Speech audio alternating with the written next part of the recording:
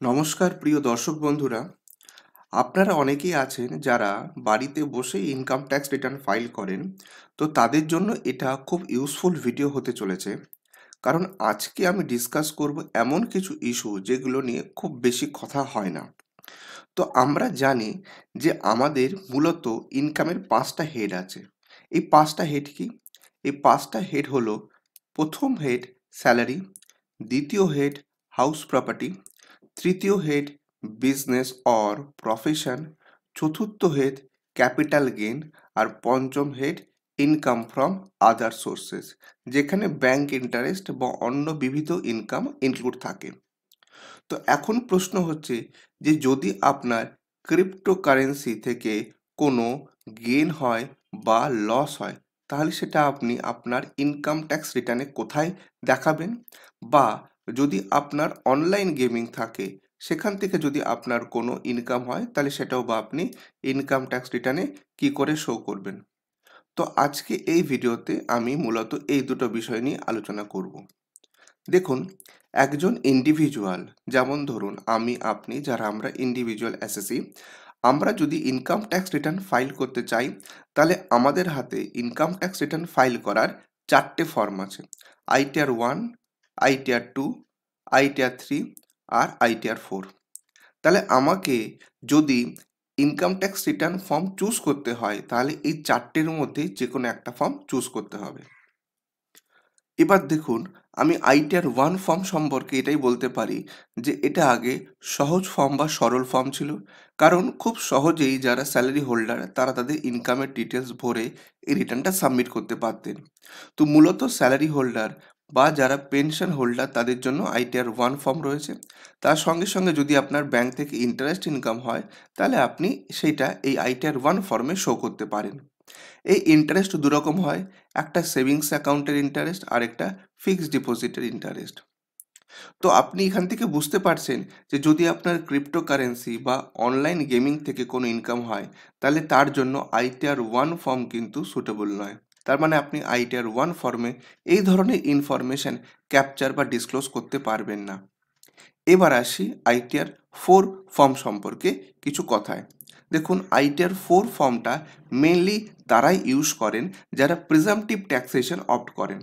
প্রিজাম্পটিভ taxation কি একটু সংক্ষেপে বুঝিয়ে দিই। সেটা হচ্ছে ভারতবর্ষে যে সমস্ত ব্যবসাদারদের ইনকাম স্পেসিফাইড লিমিট, মানে স্পেসিফাইড লিমিট বলতে আমি এখানে 2 কোটি টাকা বোঝাচ্ছি, তার কম, তারা চাইলে বুকস অফ অ্যাকাউন্টস মেনটেন না করেও একটা প্রিজাম্পটিভ মানে ধরা হিসেব মতো একটা ইনকাম সরকারকে ডিক্লেয়ার করে দিতে পারেন। সাধারণত দেখা যায় যে এই প্রিজাম্পটিভ ট্যাক্সেশনে আমরা 6% বা 8% বা প্রফেশনের ক্ষেত্রে 50% ইনকাম ডিক্লেয়ার করে থাকি। তো আপনি যদি একজন বিজনেসম্যান হন এবং আপনি প্রিজাম্পটিভ স্কিম অপ্ট করেন, তাহলে আপনাকে আইটিআর 4 ফর্মে আপনার রিটার্ন দাখিল করতে হবে। তাহলে এখানে এ প্রসঙ্গে আরও একটা কথা বলে রাখি যে আইটিআর 4 ফর্মে কিন্তু এই ক্রিপ্টোকারেন্সি বা অনলাইন গেমিংয়ের কোনো ইনফরমেশন শো করার কোনো জায়গা নেই। তাহলে যদি আপনার এই দুটো ইনকাম থাকে, ক্রিপ্টোকারেন্সি আর অনলাইন গেমিং, তাহলে আপনার জন্য আইটিআর 4 ফর্মও কিন্তু সুটেবল নয়। এ প্রসঙ্গে আরেকটা খুব গুরুত্বপূর্ণ কথা বলে রাখি যে আপনি যদি একজন ব্যবসাদার হন এবং আপনি প্রিজাম্পটিভ ট্যাক্সেশন অপ্ট করেন, কিন্তু তার সঙ্গে সঙ্গে যদি আপনার ক্রিপ্টোকারেন্সি বা অনলাইন গেমিং থাকে, তাহলে কিন্তু আপনি আর প্রিজাম্পটিভ ট্যাক্সেশন স্কিম মানে আইটিআর 4 ফর্মে গিয়ে রিটার্ন দাখিল করতে পারবেন না। তখন আপনাকে আইটিআর 3 ফর্ম চুজ করতে হবে। এবার আপনি আর্গু করতে পারেন যে আমি তো প্রিজাম্পটিভ ট্যাক্সেশন অপ্ট করি, কিন্তু আমি কেন আইটিআর 4 চুজ করতে পারবো না?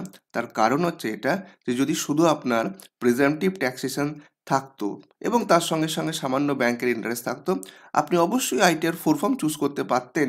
কিন্তু যেহেতু আপনার ক্রিপ্টোকারেন্সি থেকে ইনকাম রয়েছে বা লস রয়েছে, বা আপনি অনলাইন গেমিং অপ্ট করেন, তাই আপনি আইটিআর 4 ফর্মে আর রিটার্ন দাখিল করতে পারবেন না। তাহলে বন্ধুরা, আপনারা এটা বুঝতেই পারছেন যে যদি অনলাইন গেমিং বা ক্রিপ্টো কারেন্সি থেকে কোনো লস বা গেন হয়ে থাকে, তাহলে তার জন্য আইটিআর 2 বা আইটিআর 3 এই দুটোর মধ্যে যে কোনো একটা ফর্ম আপনাকে চুজ করতে হবে। তাহলে কোন ফর্মটা আপনার জন্য উপযুক্ত হবে সেটা এবার আমি বুঝিয়ে দিই। দেখুন, আমাদের হাতে 4টে ফর্ম ছিল, আমি সেখান থেকে দুটো ফর্মে চলে এলাম। এবার দুটো ফর্মের মধ্যে কোনটা আপনার জন্য সুটেবল সেটা বলে দিই। দেখুন, যদি আপনার স্যালারি থেকে 50 লক্ষ টাকার বেশি ইনকাম হয় বা টোটাল ইনকামই যদি 50 লাখ টাকার বেশি হয়, তাহলে আপনি আইটের 2 ফর্ম সিলেক্ট করবেন। এবার আইটের 2 ফর্মেই কিন্তু আপনার ক্যাপিটাল গেইন মানে এই ক্রিপ্টোকারেন্সির গেইন বা লস এবং অনলাইন গেমিংয়ের যে আপনার রেভিনিউ সেটা শো করার জায়গা রয়েছে। তাহলে যদি আপনি স্যালারি হোল্ডার থাকেন, তাহলে আপনি আইটের 2 ফর্মে আপনার ইনকাম ডিসক্লোজ করবেন যদি আপনার ক্রিপ্টো বা অনলাইন গেমিং থাকে। আবার এ প্রসঙ্গে আরেকটা কথাও বলে রাখি যে যদি দেখা যায় আপনার স্যালারি ইনকাম আছে, তার সঙ্গে সঙ্গে আপনি ইন্ট্রাডে করেন, ইন্ট্রাডে সঙ্গে সঙ্গে আপনি ফিউচার অপশনও করেন, তাহলে আপনার জন্য আইটিআর 3 ফর্ম কিন্তু অ্যাপ্লিকেবল হবে। আচ্ছা, এর সঙ্গে যদি আপনি আবার ক্রিপ্টোকারেন্সি বা অনলাইন গেমিং করেন, তাহলে আপনি আইটিআর 3 ফর্ম চুজ করবেন। এবার স্যালারি হোল্ডারদের কথা থেকে একটু বেরিয়ে আসি বিজনেসম্যানদের কথায়। তো যারা বিজনেসম্যান তারা কিন্তু আইটিআর 2 ফর্ম চুজ করতেই পারবেন না, কারণ এখানে বিজনেস প্রফেশন ইনকাম শো করার কোনো জায়গাই নেই। তাকে আইটিআর 3 ফর্মই চুজ করতে হবে। আর লাকিলি আইটিআর 3 ফর্মে ক্রিপ্টোকারেন্সির গেইন বা লস এবং অনলাইন গেমিংয়ের ইনকাম শো করার জায়গা রয়েছে। তাহলে স্যালারি হোল্ডার কভার হয়ে গেল, যারা বিজনেসম্যান তাদের নিয়েও কভার করে দিলাম। এবার আসি যাদের ইনকাম ফ্রম আদার সোর্স রয়েছে।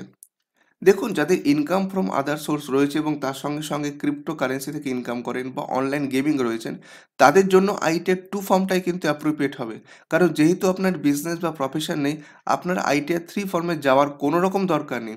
আপনি আইটিআর 2 ফর্মে আপনার ইনকাম ডিক্লেয়ার করতে পারবেন।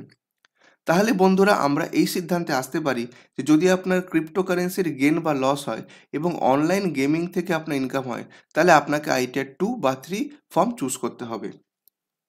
এ প্রসঙ্গে আরেকটা কথা বলে রাখি, সেটা হচ্ছে বহু মানুষ বা বহু ট্যাক্স পেয়ার একটা কনফিউশনে ভোগেন। সেই কনফিউশনটা হচ্ছে যে যদি আমার অনলাইন গেম থেকে লস হয় বা যদি আমার ক্রিপ্টোকারেন্সি থেকে লস হয়, তাহলে আমি কি সেটা ইনকাম ট্যাক্সকে জানাবো?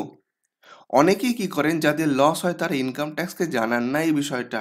তারা কি করেন, আইটিআর 1, 4 বা অন্য যে কোনো ফর্ম, সেটা ধরুন কোম্পানি হতে পারে, তাদের জন্য যে অ্যাপ্রোপ্রিয়েট ফর্ম রয়েছে সেগুলো চুজ করেন তারা। তো সেগুলো আদৌ ডিসক্লোজ করেন না, কারণ তারা এই যুক্তি দেন যে আমাদের তো লস হয়েছে, ইনকাম হলে তবে তো আমি ইনকাম ট্যাক্স দেবো। কিন্তু এই ধারণা সম্পূর্ণ ভুল। যদি আপনার লস হয়, সেটাকেও কিন্তু আপনাকে ইনকাম ট্যাক্স রিটার্নে ফাইল করে সাবমিট করে ইনফরমেশনটা ডিসক্লোজ করতে হবে। তার মানে আমি বলতে পারি, যদি আপনার ক্রিপ্টো বা অনলাইন গেম থেকে কোনো রকম গেইন হয়, তাহলে সরকারকে সেটা ডিক্লেয়ার করে তার উপর ট্যাক্স যেমন পে করতে হবে, আবার অন্যদিকে যদি লস হয় সেটাও আপনাকে ডিসক্লোজ করতে হবে। ভালোই, তার জন্য কোনো রকম ট্যাক্স পে করার দরকার নেই। এবার এই প্রসঙ্গে লাস্ট কথাটা বলে দিই, সেটা হচ্ছে যদি দেখা যায় যে কোনো ব্যক্তি শুধুমাত্র অনলাইন গেমিং বা ক্রিপ্টো কারেন্সি থেকে ইনকাম আছে এবং সেই ইনকামটা থ্রেশহোল্ড লিমিটের কম, তাহলে আমরা কি দেখব সেটা আমি ক্যাপচার করে দিচ্ছি, যাতে আপনার এই বিষয়েও কোনো রকম মনে কোনো দ্বিধাদ্বন্দ্ব না থাকে। দেখুন, আমরা দেখেছি যে এখন যে ইনকাম ট্যাক্সের স্কিম রয়েছে, নিউ স্কিম বা ওল্ড স্কিম যাই বলুন, তাতে আপনার যে থ্রেশহোল্ড ইনকাম, সেই থ্রেশহোল্ড ইনকামের মধ্যে যদি থাকে আপনার ইনকামটা, তাহলে সেখানে কোনো রকম ট্যাক্স পড়ে না। তাই আপনার যদি অনলাইন গেমিং বা ক্রিপ্টো কারেন্সি থেকে যে ইনকাম হচ্ছে সেটা সেই বেসিক থ্রেশহোল্ড লিমিটের কম, তাহলে আপনার যে টিডিএস কাটা হয়েছে সেই টিডিএসটা কিন্তু পুরোটাই রিফান্ড হয়ে যাবে। আবার যদি দেখা যায় যে না, আপনার ট্যাক্সেবল ইনকাম আছে, মানে আপনার যে ইনকাম সেটা ডেফিনেটলি এমন একটা পর্যায়ে পড়ছে যার উপর আপনাকে ইনকাম ট্যাক্স দিতে হচ্ছে, তার সঙ্গে সঙ্গে ইন অ্যাডিশন আপনার ক্রিপ্টোকারেন্সি এবং অনলাইন গেমিং আছে, তখন কিন্তু এই দুটো ইনকামের উপর যে টিডিএস কাটা হয়েছে সেটা আপনি রিফান্ড পাবেন না, সেটা আপনার ইনকাম ট্যাক্সের সঙ্গে ক্যালকুলেশন হবে। তো বন্ধুরা, আমি অনেক কমপ্লিকেটেড জিনিসটাকে আপনাদের বোঝার উপযোগী করে বলার চেষ্টা করেছি। আপনারা কমেন্ট করে বলবেন যে এই ভিডিওতে আপনারা নতুন কী জিনিস জানতে পারলেন। আর যদি আপনার মনে কোনো রকম প্রশ্ন থাকে, আপনি এই ভিডিওর নিচে কমেন্ট সেকশনে গিয়ে কমেন্ট করে আমাকে প্রশ্ন করতে পারেন। আর যদি আপনি income tax return form file করতে অসমর্থ হন বা কোনো কারণে আপনার কনফিডেন্স না থাকে যে কি করে ফাইল করব বা কোনটা আদৌ আমার জন্য উপযুক্ত ফাইল হবে, তাহলে আপনি আমাদের থেকে প্রফেশনাল সার্ভিসও নিতে পারেন। আমাদের কন্ট্যাক্ট নাম্বার, ইমেল আইডি এই ভিডিওর নিচে ডেসক্রিপশন বক্সে অ্যাভেলেবল থাকবে। আজ এখানেই শেষ করছি। আরেকদিন হাজির হব এই রকমই ইনফরমেটিভ ভিডিও নিয়ে। সবাই ভালো থাকবেন। ধন্যবাদ।